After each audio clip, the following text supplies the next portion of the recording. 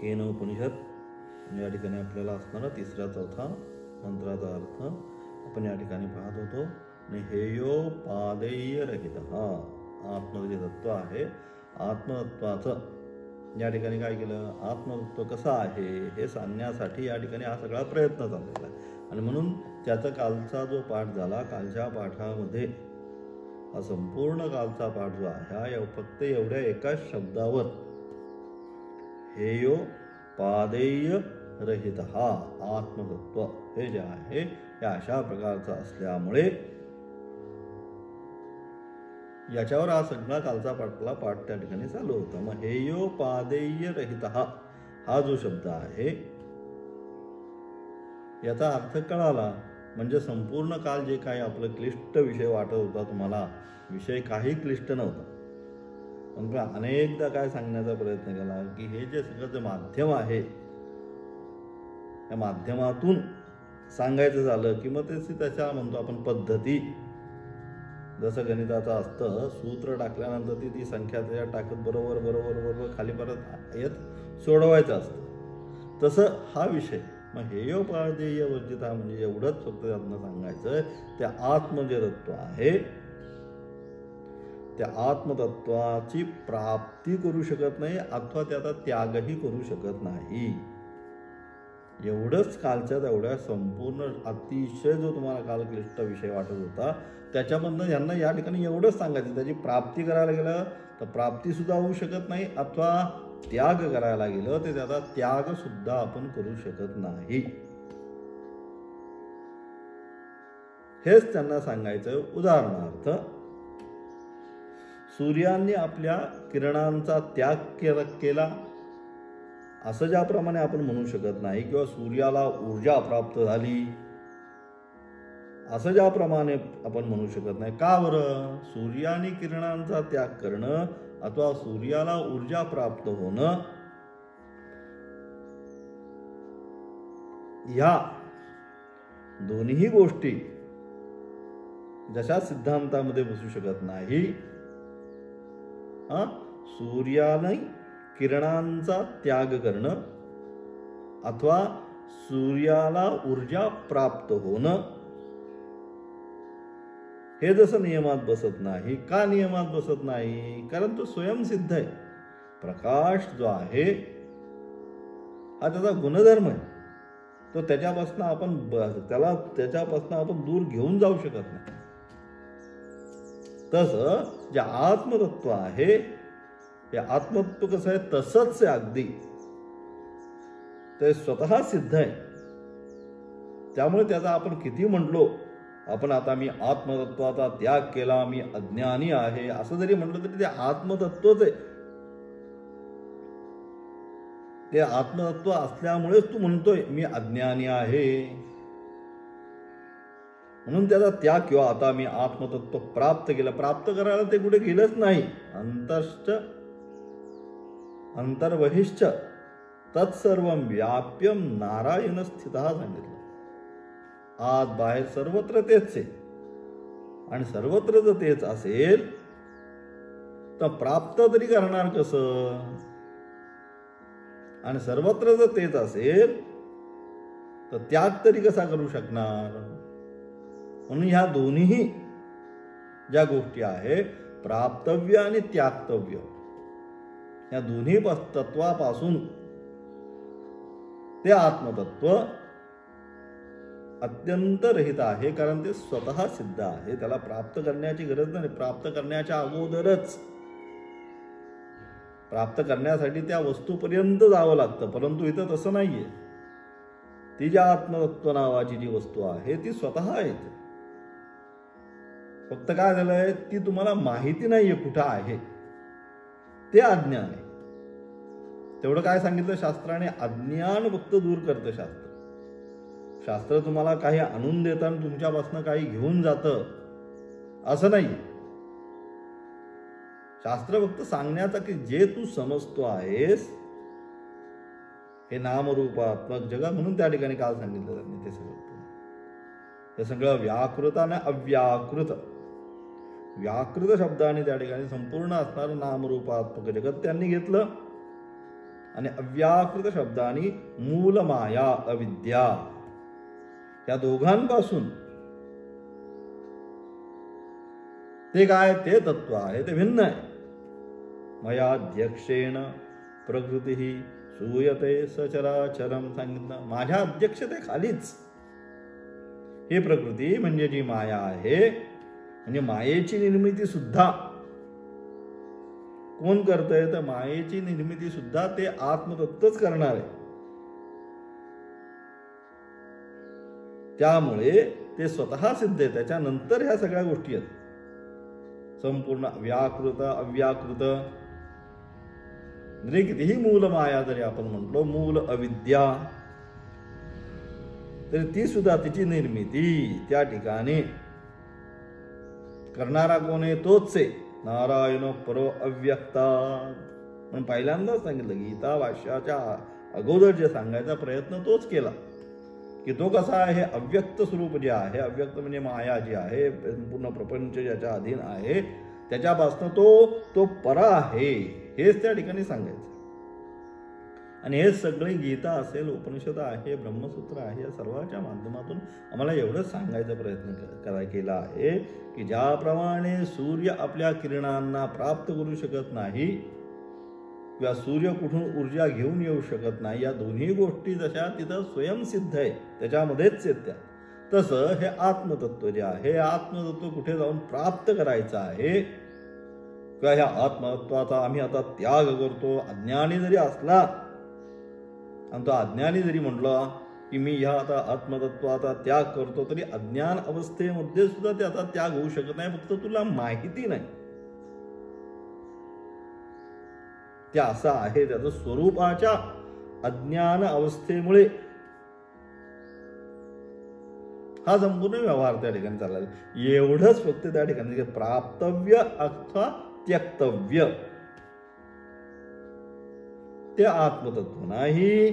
त्याचं कारण ते स्वयंसिद्ध आहे. त्याला प्राप्त करण्याची किंवा त्याग करण्याची गरज ते स्वयंसिद्ध आहे. ते कशाच्याही द्वारे, म्हणून सांगितलं काय साधना करायची, काही नाही करायचं, हीच साधना करायची. वेदांतशास्त्रामध्ये साधना काय करायची अनेक वेळा प्रश्न पडल्यानंतर त्या ठिकाणी काय सांगतात, मग काहीही करायचं नाही, हीच साधना करायची. जो पण करत आहे तो पण कर्मफल आहेच, कर्मफल आहेच. आणि म्हणून सर्व संग परित्याग, सर्व संकल्प संन्यास सांगितलं. काहीच नको. ही अवस्था प्राप्त करणं एवढं सहज नाहीये. ही जी अवस्था आहे अत्यंत, काल सांगितल्याप्रमाणे यततामपि सिद्धानाम कश्चिन माम वेत्ति तत्वतः. हजारो ज्यावेळेस प्रयत्न करायला लागतात, अशा प्रकारे त्यामध्ये एखादाच ही साधना जी आहे की काही न करणे हेच करणे, ही जी साधना आहे त्या साधनेसाठी सिद्ध म्हणजे त्यांची असणारी अंतःकरणाची तयारी बैठक तयार होते. आणि म्हणून हेच सारासार संपूर्ण कालचं भाष्य झालं, त्या सगळ्या भाष्याच्या माध्यमातनं हेयोपादेय रहित हा जो शब्द त्या ठिकाणी आला आणि तुम्हाला त्या शब्दाचा अतिशय कठीण अर्थ वाटला, ते कठीण अर्थ वगैरे काही नाही. एवढंच आज जे आत्मतत्व आहे ते स्वतः सिद्ध असल्यामुळे ते प्राप्त करणं अथवा त्याचा त्याग करणं, व्याकृत अव्याकृत दोन्ही ज्या गोष्टी आहेत, दोन्ही गोष्टी तिथे लागू पडत नाही, कारण ते स्वतः सिद्ध आहे. सूर्याचा ज्याप्रमाणे प्रकाशाचा सूर्य त्याग करू शकत नाही अथवा बाहेरून तिथं प्रकाश आणून ज्याप्रमाणे ठेवू शकत नाही, प्रकाश किंवा उष्णता ऊर्जा हा काय आहे, त्याचा स्वतःचा स्वभाव आहे. तसंच अगदी या ठिकाणी मानायला पाहिजे. आणि त्या अनुषंगाने कालचं भाष्य त्या ठिकाणी पाहिलं. आता त्यानंतरचा असणारा अन्य देव तद्विदितादथो अविदितादधी इति शुश्रुम पूर्वेषाम येतस्त न येनस्तद्व्याचक्षरे आज मंत्र आहे त्याच्या पुढचा जाऊन व्याख्यान या ठिकाणी करतात की अशा प्रकारे मग हे जे आहे समजण्यासाठी आता जी सगळी गोष्ट तुम्हाला सांगितली ही काय सहज प्राप्त झाली का? इथे शुश्रुम पूर्वेशा, पूर्वचे जे आचार्य असतील, जे संत असतील, जे महंत असतील, त्यांनी काय केलं? आपल्या अनुभवातून त्यांना ज्याप्रमाणे परंपरेतून सांगितलं गेलं त्याप्रमाणेच इथे शुश्रुम पूर्वेशाम, पूर्व आचार्यांनी परंपरेने ज्या ज्या प्रकारे त्यात काय केलं आपल्या शिष्यांना सांगत आले त्या प्रकारेच की हे तत्व अशा स्वरूपाचा आहे, ते जय जय संवेद्य स्वरूपाचा आहे, तो तुमचा वास्तविक धर्म आहे, विश्वस्वधर्म सूर्ये पाहो, तोच तुमचा खरा धर्म. आणि बाकीचे आगंतुक आहे, जोपर्यंत मानतो तोच त्याचा धर्म. मग असं असणार ते आत्मतत्व ते प्राप्त करण्यासाठी मग काय सांगितलं? मग त्या ठिकाणी गुरु आणि शिष्याचा असणारा पुन्हा संवाद चालू झाला. म्हणून कालचा जो विषय आहे तर एवढाच आता लक्षात तुमच्या व्यवस्थित येईल. त्याच्या व्यतिरिक्त काही नाही. तो प्राप्त करू शकत नाही अथवा त्याचा त्याग करू शकत नाही, कारण ते आत्मतत्व स्वतः सिद्ध आहे. बस. त्यानंतर काय म्हणतात बघू आता. काय? गुरूंनी शिष्याच्या प्रश्नास अनुरूप असे उत्तर दिले आहे. असं जसा त्याचा जो प्रश्न होता त्या प्रश्नाच्या अनुरूप हेयोपादेय वर्जितः या शब्दाने त्याचा त्याग अथवा त्याचं ग्रहण करू शकत नाही हे या ठिकाणी सांगून काय उत्तर दिले? तू सच्चिदानंद स्वरूप ब्रह्मच आहेस. तू कसा आहेस? म्हणून तू स्वतः जो आहेस, तू जे काय समजतो आहेस, मी अमुक, मी संसारी, मी दुःखी, मी अमुक, मी तमुक, मी ह्या नामरूपाचा, असं तसे जे काय समजतेस हे सगळंच्या सगळं कसं आहे? हे व्यर्थ आहे, हे वास्तविक नाही. तू कोण आहेस? तू सच्चिदानंद स्वरूप वास्तविक ब्रह्मच आहे. अयमात्मा ब्रह्म, अहम ब्रह्मास्मी. म्हणून असणारी चारही वेदवाक्य, महावाक्य जे आहे त्यांच्या द्वारे जो उपदेश केला गेला तो कोणता केला? जीव शिव ब्रह्माऐक्यच त्या ठिकाणी सांगण्याचा त्यांनी प्रयत्न केला. अलग जीव जो आहे हा शिवच आहे वास्तविक, परंतु अज्ञानवशामध्ये स्वतःला त्याने काय केलंय? जीव मानून घेतलेला आहे. म्हणून तू कसा आहे? तू सच्चिदानंद स्वरूप ब्रह्मच आहेस. तू कोण आहेस? तू जे समजतोयस मी अमुक आहे, मी तुमक आहे, तसं काही नाही बाळा. तू कोण आहे? चिदानंद रूप शिवोहम शिवोहम. तू सच्चिदानंद स्वरूप ते ब्रह्मतत्व जे आहे ते सच्चिदानंद स्वरूप ब्रह्मतत्वच तू आहे. संसारी तू काय जो समजतोयस मी हा संसारी जीव आहे, मी हा सुखी झालो, मी दुःखी झालो, मी गरीब झालो, मी श्रीमंत झालो, मी असा झालो, मी तसा झालो, हे जे काही सगळे संसाराचे असणारे नियम तुझ्यावर लावत आहेस ते तसं काही नाही. संसारी जीव नाहीस असा उपदेश काय श्रवण करून शिष्य आता हा सगळा उपदेश केला गुरूंनी.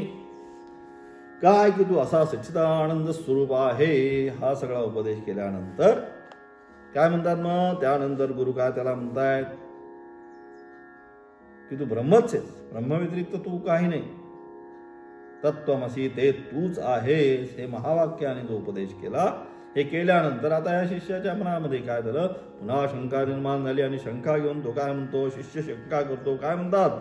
हे सद्गुरू, तुम्ही मला जीव हा परब्रह्मरूप आहे असा जो उपदेश केलेला आहे तो काय? तो माझ्या लक्षात किंवा येत नाही किंवा मला तो पटत नाही. म्हणतोय की तुम्ही जो यद्यपि उपदेश मला केला की तू सच्चिदानंद स्वरूप आहेस, परंतु माझ्या बुद्धिपटलावर जे आहे ते ग्रहण होणं अत्यंत कठीण आहे. ते मला पटतच नाही. मी कसा काय ब्रह्म होऊ शकेल?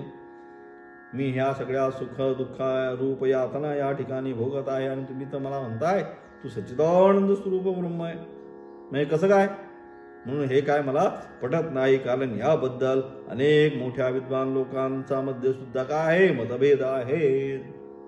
अनेक जे आहेत विद्वान शास्त्र जाणणारे यांनी सुद्धा काही काही त्याच्यामध्ये काय आहे मतभेद आहे. सामान्य लौकिक दृष्ट्या तसेच सामान्य लौकिक दृष्ट्या जे आहे म्हणजे सर्वसामान्य जी जनता आहे त्यांच्या अनुषंगाने अथवा तार्किक दर्शनकार व पूर्वमीमांसक जे आहे सर्वसामान्य जनता, त्यानंतर तार्किक मतवादी, दार्शनिक आणि पूर्वमीमांसक जे आहे हे काय म्हणतायत, हे सगळेच्या सगळे यांनी जीव व परमात्मा यांच्यात अत्यंत भेद आहे असे प्रतिपादन केले आहे. हे सर्व जे आहे हे सगळे काय म्हणतायत, या दोघांमध्ये जीव आणि परमात्मा जे आहे दोन्ही भिन्न आहे. त्या दोघांमध्ये भिन्नता आहे. जीव कधीच शिव होऊ शकत नाही. आता जर संसारी माणसाला तुम्ही तुमच्या शेजारच्याला कोणाला म्हटला, अरे तू काय करतोस, तू अमुक असा नाही, तू कोण आहेस, तू ब्रह्मस्वरूप आहेस असं जर म्हटलं तर ज्याप्रमाणे तो म्हणेल, अहो काय म्हणताय स्वामीजी किंवा काय म्हणतायत महाराज तुम्ही, मी कसा काय ब्रह्म होऊ शकेल, हे ज्याप्रमाणे तो म्हणेल तसंच काय सांगितलं शास्त्राने सुद्धा, पूर्वमीमांसा आदी शास्त्राने हा होम केल्यानंतर त्या लोकाची प्राप्ती होते, ते हा होम केल्यानंतर अमुक लोकांमध्ये जातो, अशा प्रकारेच आम्हाला सांगितलं. आणि म्हणजेच काय, जीव परमेश्वरामध्ये काय केलं, ह्या लोकाची प्राप्ती होते. म्हणजे दोघांमध्ये या देवाची उपासना करा, त्यापासून दोघांमध्ये भिन्नता त्यांनी सांगितली. म्हणजेच जीव व परमात्मा यांच्यामध्ये अत्यंत भेद आहे असे प्रतिपादन केले आहे. अहम या प्रतीतीमध्ये भासणारा जो जीवात्मा, तो अहम या प्रतीतीमध्ये या ठिकाणी अलग अलग अहम वृत्ती जी आहे, अहम वृत्ती म्हणजे जीवात्मा त्या ठिकाणी अलग अलग, कारण तो तिथं ग्रहण करतोय त्याला मन, बुद्धी, चित्त आणि अहंकार. चित्त असणारा प्रतिबिंब त्या ठिकाणी पडल्यानंतर सर्वात प्रथम कोण ग्रहण करताय, तर अहम वृत्ती ग्रहण करते. आणि म्हणून अहम प्रत्ययात्मक सांगितलं. असा असणारा तो कोण, की अशा प्रकारे असणारा तो लौकिक म्हणतात. अहम या प्रतीतीमध्ये भासणारा जो जीवात्मा, त्या ठिकाणी असणारा तो जीवात्मा काय करतोय, तो कर्म व उपासना यांचा अधिकारी, संसारी, करता भोगता असा प्रसिद्ध आहे. मग तो ज्यावेळेस मी आहे असं म्हणायला सुरुवात करतो त्यावेळेस तो कोण होतो, कर्म आणि उपासनेचा काय होतो, तो अधिकारी होतो आणि तो संसारी, करता भोगता होतो. ज्या क्षणी स्वतःला मी अहम मी म्हणायला सुरुवात केली की या सगळ्या गोष्टी वेगळ्या काय, कर्म, उपासना, करता भोगता,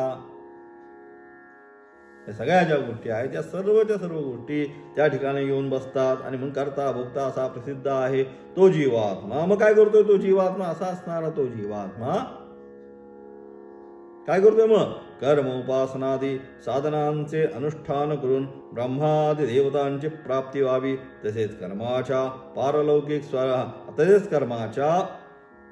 पारलौकिक स्वर्गादी फलाची प्राप्ती व्हावी यासाठी तो काय करतो, प्रयत्न करतो. आणि असा तो जीवात्मा त्या ठिकाणी या सगळ्या कर्म उपासनेच्या अनुषंगाने काय करतोय, त्याचं सगळं कर्मोपासना करून काय त्या साधनाचे अनुष्ठान करून मला काय या देवतेची मी ब्रह्मलोकामध्ये जावं, मी अमुक लोकामध्ये जावं, मला वैकुंठ लोकामध्ये जावं, अशा प्रकारे मनामध्ये इच्छा धारण करून ती सगळी तो काय करतोय, कर्म करतो. आणि काय करतो पुढे, कर्म साधनांचे अनुष्ठान करून ब्रह्मादी देवतांची प्राप्ती व्हावी, तसेच कर्माच्या पारलौकिक स्वर्गादी फलाची प्राप्ती व्हावी यासाठी तो काय करतोय, प्रयत्नशील आहे. की अशा हा होम केल्यानंतर मी या लोकांमध्ये जाईल, तो होम केल्यानंतर मी त्या लोकांमध्ये जाईल, अशा प्रकारे तो काय अत्यंत सर्वत्र प्रसिद्ध आहे. किंवा तशा प्रकारे त्या लोकांच्या अपेक्षेने ती कर्म त्या ठिकाणी तो काय करतोय, करत राहतो. तो जीवात्मा कर्मोपासक साधनाचे अनुष्ठान करून ब्रह्मादी देवतांची प्राप्ती व्हावी, तसेच कर्माच्या पारलौकिक स्वर्गादी फलाची प्राप्ती व्हावी यासाठी प्रयत्न करतो. यावरून त्या जीवापेक्षा उपास्य जो विष्णू, ईश्वर अथवा इंद्रादी देवता भिन्न आहे. आणि म्हणून याच्यावरूनच लक्षात घ्यायचं की ज्या अर्थी कर्म करून त्या लोकाची तो प्राप्ती इच्छितो, मी विष्णू लोकामध्ये जावं, मी इंद्र लोकामध्ये जावं, ज्या प्रकारे अशी इच्छा करतो त्या अर्थी काय, या दोघांमध्ये निश्चितपणे काय, जीव आणि परमात्मा या दोघांमध्ये निश्चितपणे काय भिन्नता आहे?